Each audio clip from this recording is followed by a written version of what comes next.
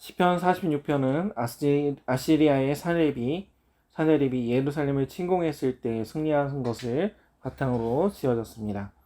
그리고 4절에 한 시대가 나뉘어 흐른다는 것은 히스기야가 실로암 터널을 판 것을 묘사합니다. 오늘 우리는 본문을 통해서 아수르에서 예루살렘을 구원하신 하나님을 바라보면서 다시 오실 예수 그리스도와 하나님의 구원을 바라보고자 합니다. BC 701년 봄, 아시리아의 사내립 왕이 유다를 향해 쳐들어오자 히스기야 왕은 유일한 수원인 기온샘물을 예루살렘 성 안으로 연결하는 공사를 시작했습니다.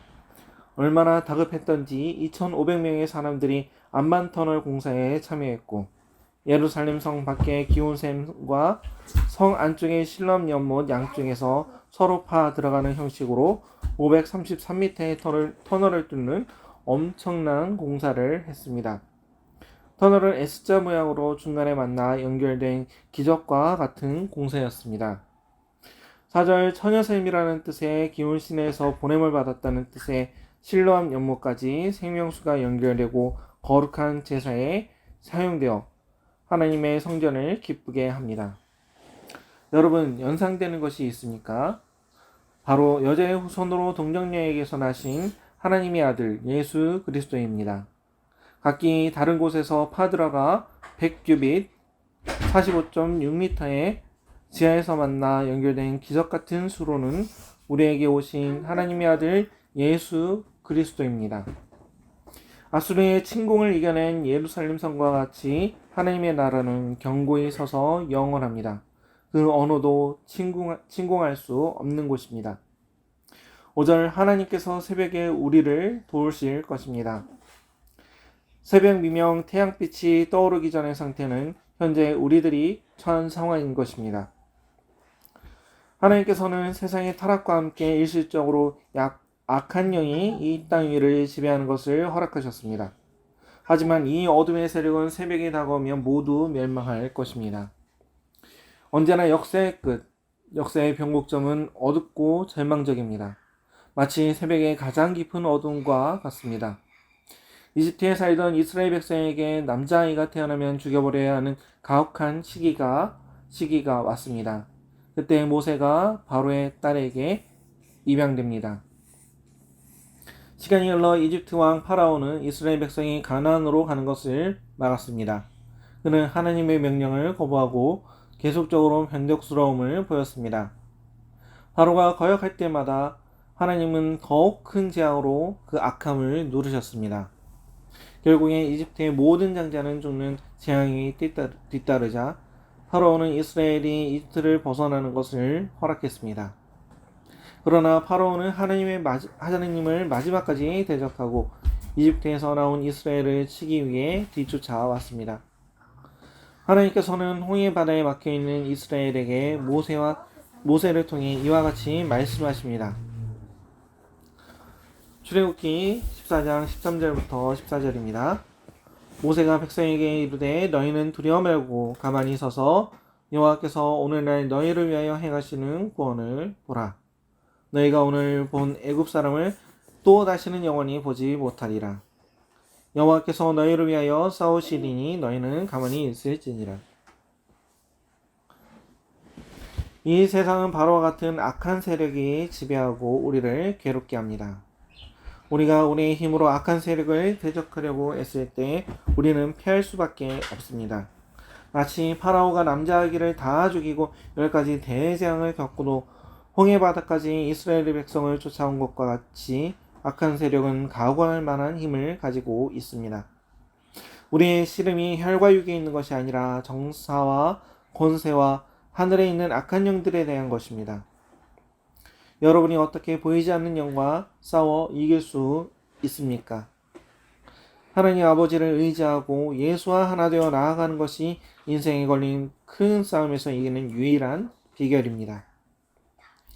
이 세상은 종말이 다가올수록 점점 더 악해질 것입니다. 우리 그리스도인들의 믿음 생활은 점점 더 어려워질 것입니다. 실제로 대한민국 정치권의 일부 세력은 그리스도인들의 믿음을 방해하는 법안을 계속하여 제정하려고 노력하고 있습니다.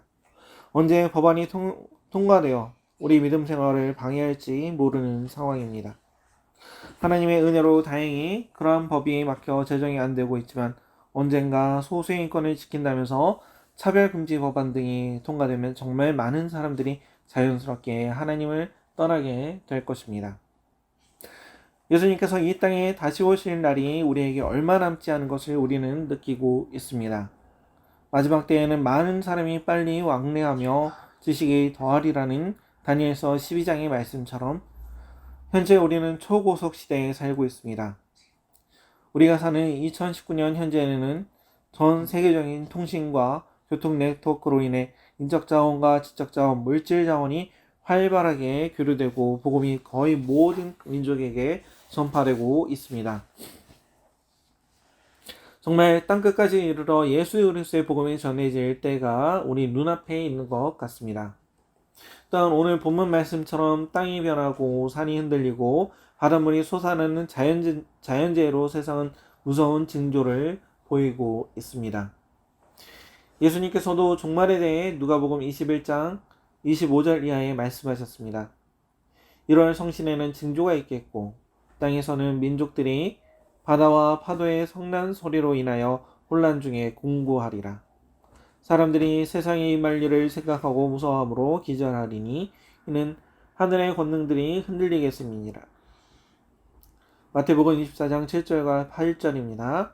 민족이 민족을, 나라가 나라를 대적하여 일어나겠고 곳곳에 기근과 지진이 있으리니 이 모든 것은 재난의 시작이니라. 세계 곳곳에서 아직도 전쟁의 소식이 들리고 있습니다. 제3의 물결에서 엘윈 토플러가 지적한 것처럼 요즘 주요 전쟁을 보면 예전과는 다르게 국가 이념의 전쟁이 아닌 민족과 민족 간의 전쟁이며 종교 간의 전쟁입니다. 레바논, 시리아, 예멘, 이라크 내분, 이스라엘, 시리아, 이스라엘, 요르단 분쟁, 남중국해 분쟁, 네팔, 미얀마 내분, 방글라데시 분쟁, 센카쿠 열도 분쟁, 스리랑카 내전, 아프가니스탄 분쟁, 파키스탄 내분, 필리핀 내전, 인도 내분, 티베트, 위구르, 네이먼구, 중국 분리운동, 중국 대만 대립, 중국 인도 국경 문제, 카슈미르 분쟁 등등. IS의 잔인한 테러와 전쟁이 아직도 계속되고 있고 중동은 지금도 계속 크고 작은 전쟁이 발발하고 있습니다. 세상은 곳곳에서 전쟁이 계속되고 있습니다. 또 예수님 말씀처럼 기근과 지진이 계속 일어나고 있습니다. 2011년 일본의 대지진과 쓰나미, 인도 등지와 칠레, 중국, 세계 곳곳에서 지진이 일어나고 있습니다. 전 세계적으로 지진 빈도가 증가하고 강도도 증가하고 있습니다. 한국만 해도 10년 전 평균 50회이던 정도이던 지진이 최근에는 200회 정도로 그 빈도가 증가했습니다. 지진뿐만 아니라 쓰나미와 허리케인, 화산 폭발 등 자연재해가 극심해지고 있습니다. 예수님께서 다시 오실 때가 다가오고 있습니다. 지금은 여명 전 가장 어두운 때입니다. 새벽에 하나님께서 도우실 것입니다. 마치 이집트에서 태어나는 히브리인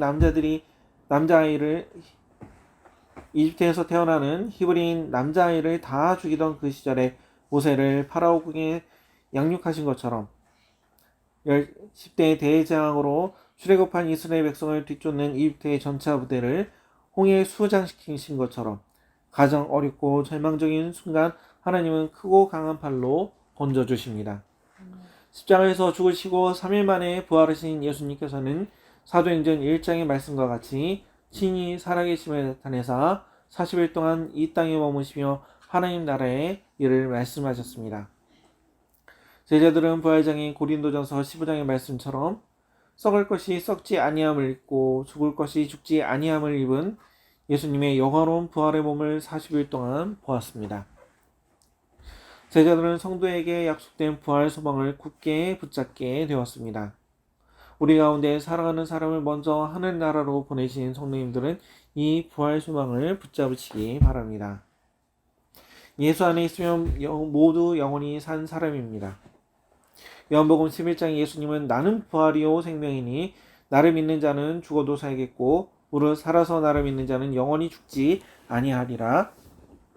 인간의 죽음과 절망은 하느님 앞에서 새로운 시작입니다. 생명의 근원이신 하느님은 여전히 우리를 붙들고 계십니다. 부활하신 예수님은 제자들을 축복하시고 곧 다시 오신다며 구름과 함께 하늘로 올라가시어 하나님 보좌 우편에 앉으셨습니다. 이를 그리스도의 승귀라고 합니다. 고린도전서 15장은 500여 명의 성도가 동시에 예수님의 승천을 보았다고 기록합니다. 이들로부터 전파된 복음을 들은 초기 그리스도인들은 예수님께서 곧 이 땅에 오실 것을 기대하며 지냈습니다. 이러한 신앙을 종말적 신앙이라고 말합니다. 종말적 신앙은 전투적인 자세로 곧 오실 예수 그리스도의 재림을 고대하며 예수의 삶을 가장 중심에 놓고 살아가게 합니다. 그런 맥락에서 사도 바울은 고린도전서 7장 26절에 임박한 환난으로 말미암아 사람이 결혼하지 않고 독신으로 그냥 지내는 것이 좋다고 말했습니다. 종말적 신앙은 이 땅에서 당하는 모든 고난을 견디고 이기고 승리하게 합니다. 종말 신앙은 이렇게 이야기합니다. 너희가 환난을 당하라. 조금만 더 참아라. 인내하라. 그리하면 곧 우리 구주 예수 그리스도가 심판의 주로 영광 가운데 오셔서 너희의 눈에서 눈물을 닦아주실 것이다. 만왕의 왕이신 예수 그리스도의 백보자 심판은 예수 믿는 자들에게는 영광과 상급이 주어지는 잔치의 시간이요 예수 밖에 있는 자들에게는 영원한 불못의 저주가 될 것이다. 너희가 싸우는 이 처절한 싸움은 너희가 예수와 연합하여 죽고 부활하여 이미 승리한 싸움이다. 왕이 오실 때까지 조금만 더 참고 힘내라. 마치 시편 46편의 히스기야 왕이 2,500명의 일꾼들을 예루살렘 성 밖과 성 안에서 동시에 배치해서 수를 뚫으면서 일꾼을 격려한 것과 같지 않습니까? 그들은 깊게는 지하 45m 안반을 곧 닥칠 적군을 포위에 대비해서 미친 듯이 파들어갔습니다. 히스기야 왕은 일꾼들에게 이렇게 말했는지 모르겠습니다. 아스루 왕 사네립이 곧 예루살렘 성에 다다를 텐데 조금만 더 힘내라. 이 공사로 말미암아 예루살렘 성을 굳게 잠궈 방비하여도 성 안에서 물이 끊어지는 일은 없을 것이다. 너희 부모님과 어린 자녀를 생각해라. 조금만 더 힘내라. 조금만 더 참고 인내해라. 이제 곧 수로가 만날 지점이 다가왔다. 힘내라, 힘내라, 힘내라. 이렇게 말하지 않았겠습니까? 여러분 중에 환난과 고통과 외로움과 가난, 질병 등으로 말할 수 없는 괴로움을 당하는 사람들이 있습니까? 조금만 더 인내하십시오. 우리 주님께서 곧 오십니다. 이것이 바로 종말론적 신앙입니다. 초대교회는 이 신앙을 가지고 있었습니다. 성경은 예수님과 서도들을 통해 심판의 임박함과 최후 승리에 대해 말하고 있습니다. 그런데 이 종말 신앙이 점차 사라지고 있습니다. 여러분, 전천년설, 후천년설, 무천년설과 같은 종말 신앙을 들어보셨습니까?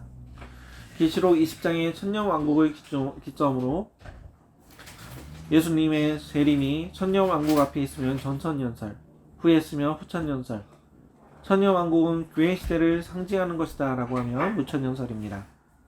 전천년설은 역사적 전천년설과 이단으로 분류되는 세대주의적 전천년설로 나뉘는데, 전천년설의 핵심은 천년왕국 전에 예수님께서 재림하시며 성도가 휴가되어 대환란을 보지 않는다는 것입니다. 우주적 참사와 대환란을 보지 않고 예수님의 재림 시에 성도만 휴가한다니 참 달콤하죠. 하지만 전천년설은 성경과 예수님의 말씀에 언급된 바 마지막 때에 성도가 극심한 고난을 받는다는 것을 이해할 길이 없습니다. 후천년설은 하나님 나라가 확장되어 이 땅에서 천년왕국이 세워지고 그 후에 예수님의 재림이 있다는 것입니다.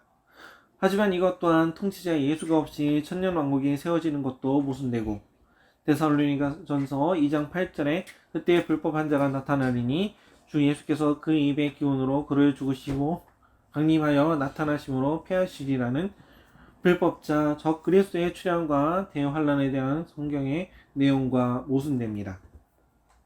우리가 지지하는 것은 무천년설인데 이는 칼빈, 볼코프 등 개혁주의 학자들이 지지하는 것으로 성경과도 일치합니다.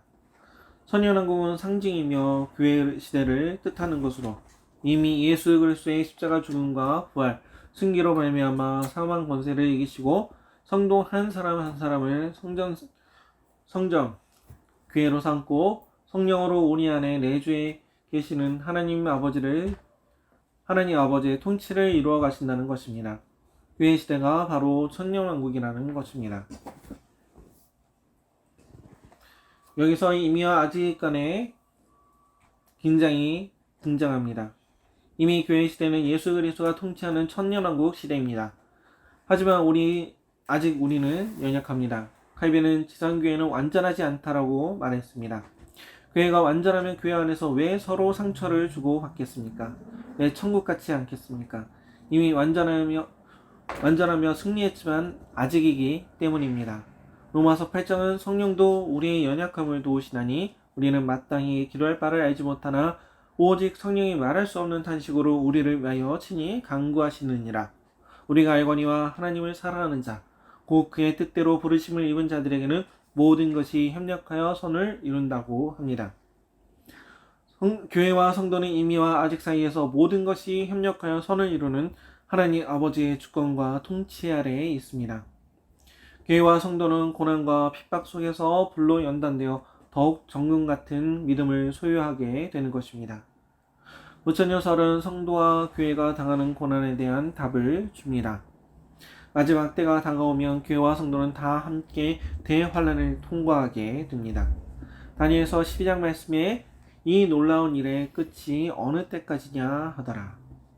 내가 들은즉 그 세마포옷을 입고 강물 위쪽에 있는 자가 자기의 좌우 손을 들어 하늘을 향하여 영원히 살아계시는 이를 가리켜 맹세하여 이르되 반드시 한때 두때 반때를 지나서 성도의 권세가 다 깨지기까지이니 그렇게 되면 이 모든 일이 다 끝나리라 하더라. 성도는 이 세상에서 아무런 힘없는 것 같이 핍박을 받을 때가 있을 것입니다. 마치 이스라엘 백성이 이집트에서 태어난 자신들의 아들을 자신의 손으로 나일강에 던져 죽여 했던 것 같이 핍박을 받는 때가 올 것입니다. 예수님은 마가복음 13장에서 마지막 때의 재난의 징조를 묻는 제자들에게 다음과 같이 말씀하십니다. 너희는 스스로 조심하라. 사람들이 너희를 공회에 넘겨주겠고 너희를 회당에서 매질하겠으며 나로 말미암아 너희가 권력자들과 임금들 앞에 서리니 이는 그들에게 증거가 되려 함이라. 또 복음이 먼저 만국에 전파되어야 할 것이라. 사람들이 너희를 끌어다가 넘겨줄 때 무슨 말을 할까 미리 염려하지 말고 무엇이든지 그때에 너희에게 주시는 그 말을 하라. 이는 너희가 아니요 성령이시니라. 형제가 형제를 아버지가 자식을 죽는 데에 내어주며 자식들이 부모를 대적하여 죽게 하리라. 또 너희가 내 이름으로 말미암아 모든 사람에게 미움을 받을 것이나 끝까지 견디는 자는 구원을 받으리라. 이 환난에 대해 무슨 말이 더 필요하겠습니까? 형제가 형제를, 아비가 자식을 죽는 데에 내어주며 자식들이 부모를 대적해서 죽게 만든답니다. 예수를 믿는다는 이유로 모든 사람에게 미움을 받게 된다고 합니다. 그런데 주님은 당부하십니다. 끝까지 견디는 자는 구원을 받으리라. 우리에게 환난 전 휴가가 있다. 너희는 고생하지 않는다고 말씀하시지는 않지만 견뎌라. 끝까지 견디고 인내해라. 그러면 구원을 받을 것이다 라고 말씀하십니다. 말씀을 맺도록 하겠습니다. 시편 46편은 히스기야 왕이 잔인하기로 유명한 아수르 사네립의 침략에 맞서 기적과 같이 예루살렘 성 밖에 기온생과 성 안의 실로암 연못을 연결하는 수로를 판 이야기를 담고 있습니다. 오늘 시편의 저자는 이렇게 노래합니다. 하나님은 우리의 피난처시오 힘이시니 환난 중에 만날 큰 도움이시라. 그러므로 땅이 변하든지 산이 흔들려 바다 가운데 빠지든지 바닷물이 솟아나고 뛰놀든지 그것이 넘침으로 산이 흔들릴지라도 우리는 두려워하지 아니하리로다. 마지막까지 예수 그리스도께서 이 땅에 오실 날까지 우리의 믿음을 끝까지 지키시길 바랍니다. 이 세상에서 삶이 고통스러울지라도 변함없이 신실하신 하나님에 대한 믿음을 지키시길 바랍니다. 기독교는 삶에 고통이 없다고 하지 않습니다. 기독교는 부자가 되거나 소원을 들어준다고 하지 않습니다. 인내하라고 가르칩니다. 선하신, 신실하신 모든 것을 다 하시는 하나님께서 너희가 당하는 이 고난조차 협력하여 선을 이루게 하실 것이다 라고 말씀하십니다. 예수님은 고난당하는 자와 함께 하십니다. 어려운 분이 계십니까? 예수님을 의지하고 예수님의 품에서 그 고난의 때를 지나가시길 바랍니다. 하나님께서는 우리를 보호하시고 인도하여 주십니다. 세상이 약하면 약할수록 하나님께서는 우리를 더욱 큰 은혜와 더욱 큰 능력으로 붙드시고 천국에는 하나님 나라로 인도해 주실 것입니다. 천국 가는 길은 험하고 좁은 길입니다. 예수님은 그 험한 길로 여러분을 안고 가십니다. 교회를 안고 가십니다. 우리 뉴욕 사회장로교회를 품고 가십니다. 본문 46편 말씀으로 마무리하겠습니다. 만군의 여호와께서 우리와 함께 하시니 야곱의 하나님은 우리의 피난처시로다. 와서 여호와의 행적을 볼지어다. 그가 땅을 황무지로 만드셨도다. 그가 땅끝까지 전쟁을 쉬게 하시며 활을 꺾고 창을 끊으며 수레를 불사르시는도다. 이르시기를 너희는 가만히 있어 내가 하나님 됨을 알지어다. 내가 문 나라 중에서 높임을 받으리라.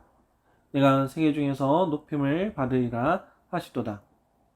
만군의 여호와께서 우리와 함께 하시니 야곱의 하나님은 우리의 피난처시로다. 아멘.